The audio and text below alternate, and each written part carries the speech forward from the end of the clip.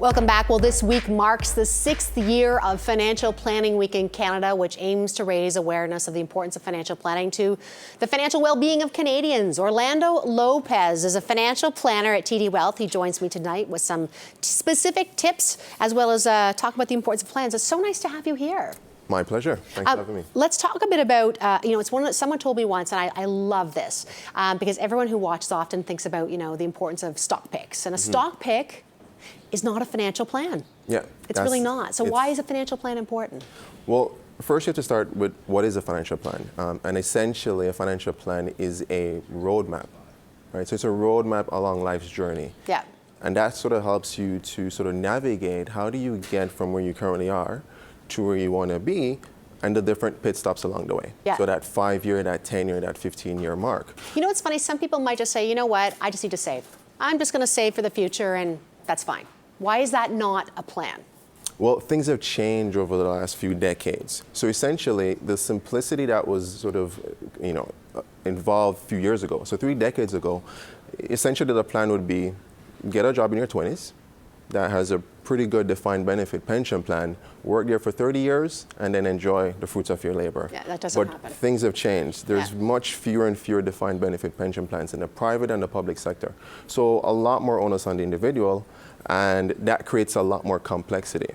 Yeah. Right? So having a plan and having guidance is important. So I compare that to the situation where 30 years ago, a physical map would be enough on your journey. Now we need a GPS. Yeah, to tell there's traffic. Exactly. The weather. Road blockage, all of these things to navigate what's currently going on. I'm thinking like divorce, this, all these things happening. You really need to get. How do you know? And I love this is a really important question because I think if you have a personal trainer, you got to find the right one to work for you, right? You need to if you want to exercise, you got to find the right plan for yourself. How do I know that if you or someone I want to work with is the right person to talk to me about what I want to do? Okay, 2 very important things in determining sort of the financial plan that you're going to work with. So the first important thing is you want somebody who has the knowledge, the skills, and the experience. So the knowledge would come from formal training. So that's sort of the bare minimum. Those are the technical skills. The other important part will be based on having that trust within that individual. So an individual that's very professional, is very ethical, that's going to gain your trust because you're sharing a lot of personal information. Oh yeah. Right? And you want to ensure that you're very comfortable opening up to this individual in the conversations that you're going to have. Yeah, and I think, it's funny, I'm a really big believer in what I call garbage in, garbage out. If I don't tell you everything that's going on in my life, you can't guide me properly. I wouldn't go to a doctor and say, I feel fine, if I don't. I have to actually tell you what's going on. Yeah, you can't just sort of give just the symptom. We need to know you have to tell your doctor the history of your condition so that he can really sort of look at the big picture and then give you a proper recommendation. So it's the same thing. When I meet with clients, one of the responsibilities I tell them is that I expect you to sort of be very honest in the information that you're sharing, right? Because the less assumptions that I have to make, the better it is, and the easier I can give you a proper recommendation. Let me ask you, I promised everyone we'd have a little information, so we're giving them the reason, but let's give them some good stuff too. And I should mention as well, if people want to see some videos with you on it, we've got TD Wealth videos. They've got all sorts of planning tips for people with young children, newly single, newly divorced, all sorts, the sandwich generation. But I want to start with, for someone who's listening right now and thinking, I need a plan, but what are some things I need to think about if I've got young kids? And so what would you tell, again, when you're advising people, and this is not the core of it, but what advice do you have for people with young kids?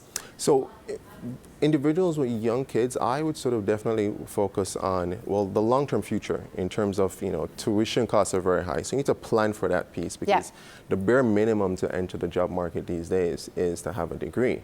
So my recommendation is involve the family and the friends in that piece. And here's an easy way, right? A lot of individuals will say, open an RESP, make the contribution. What I usually say is that how are you going to involve the other individuals is a typical example. I've always observed that a lot of my friends, when I go to a birthday party, for example, there'll be a lot of gifts. Oh yeah. 5 different dolls. Gift cards. A lot of different things. So why not give the advice to the family and friends that if you're going to bring a gift, right, instead of purchasing a gift for $50, cut that in half. Cut the child a check for $25 and purchase a great $25 gift. That's right? a great, you know, it's funny because if you just replace it, sometimes it's not as much fun. But if you cut it in half, you get the best of both worlds. Yeah, and then that can go a long way in helping you or that couple put money aside for the education. If there's some left over after you've maxed out that RESP contribution, so you get the full grant. Yeah. Use that towards sports and recreation, because that's another big part of a child's education as well. Yeah. Right, involvement in sort of team building. So that's my advice. Let me ask you, I've only got about 30 seconds here because I talk too much. Another point you have here is it's important for you to have the money talk with kids. Yes. So the money talk, and one of the things is I always say, as soon as they can count to 10, start having the money talk with them. And it doesn't have to be a formal discussion, right? It can be something that's sort of integrated in day-to-day activities. So typical example, if you give them an allowance for their lunch, instead of having them give it to them daily, give them an allowance for the month or the week. Oh, I love this. And allow them to manage that. Yeah. And if they've spent it all in one day, we'll have a conversation with them and let them sort of realize the importance of managing that money well. That is like super useful advice for someone with young kids. I'm listening to that. We're going to have you back. We'll get some more tips later on. Orlando, thanks so much for coming in. Not a problem. My pleasure. Orlando Lopez, a financial planner with TD Wealth. We're talking about Financial Planning Week. And again, if you want to see more of Orlando, you can catch some videos on TD Wealth Videos.